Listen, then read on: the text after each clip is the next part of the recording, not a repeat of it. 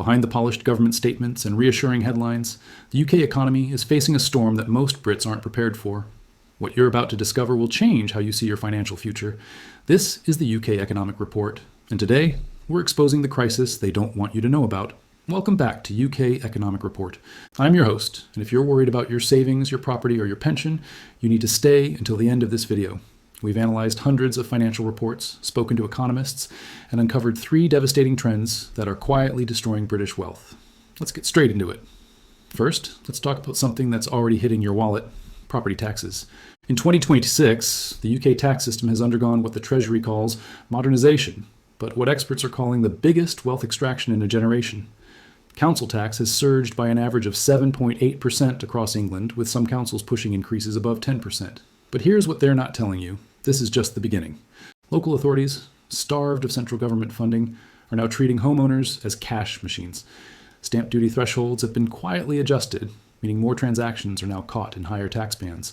If you bought a home for $300,000 5 years ago, and it's now worth $400,000, you're not wealthier. You're trapped. Selling means paying thousands more in taxes, while staying means shouldering ever-increasing council tax bills. But the real killer? Capital gains, tax on property.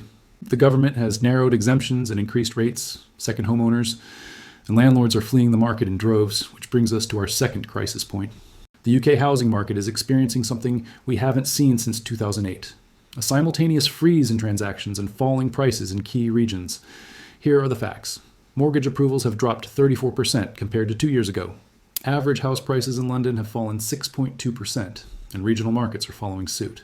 Estate agents are reporting properties sitting unsold for 6 to 9 months, double the historical average. Why? 3 reasons they won't openly discuss. First, interest rates remain elevated. Despite Bank of England adjustments, mortgage rates are still hovering around 5-6% for most borrowers. Young families who stretched to buy in 2021-2022 are now struggling with repayments that have increased by $400-600 per month. Second, the rental market is collapsing.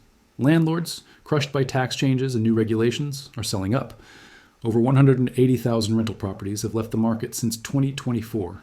Renters face higher costs and fewer options, while aspiring landlords see only risk, not reward.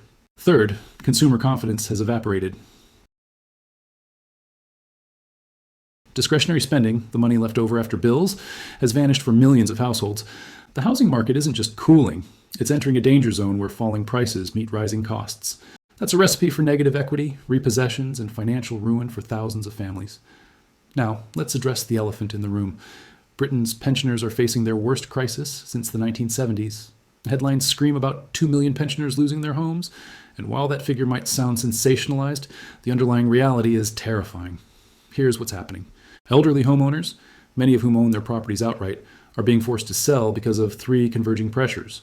Rising living costs, energy bills alone have consumed what little pension income many elderly Brits have. The average pensioner is now spending 18% of their income just on heating and electricity. Healthcare expenses, NHS waiting lists are at record highs. Those who can afford it are going private, draining savings at alarming rates. Those who can't are suffering. Property maintenance and taxes. Aging homes need repairs, roofs leak, boilers fail, damp spreads. Council tax doesn't care if you're on a fixed income. For many pensioners, the choice is brutal: sell the family home or fall into debt. Equity release schemes, once seen as a solution, are now trapping pensioners in high-interest agreements that eat away at their children as inheritance, and sometimes leave nothing behind. The government's response? Silence.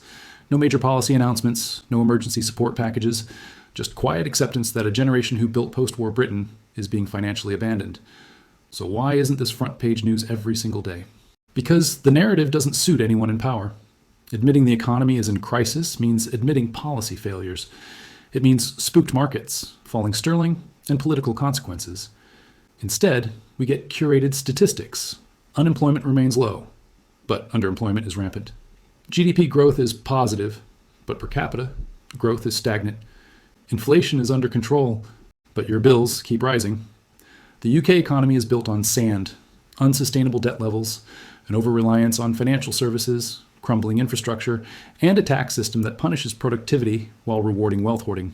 The UK economic crisis isn't coming. It's already here. Property taxes are crushing homeowners. The housing market is seizing up. Pensioners are losing everything they worked for, and the people in charge are hoping you won't notice until it's too late. But you're watching this channel, which means you're informed, you're prepared, and you're not going to be caught off guard. If this video opened your eyes, smash that like button, subscribe to UK Economic Report, and share this with everyone who needs to know the truth. Drop your thoughts in the comments. I read every single one. The crisis is real, but knowledge is power. Stay informed, stay vigilant, and I'll see you in the next report.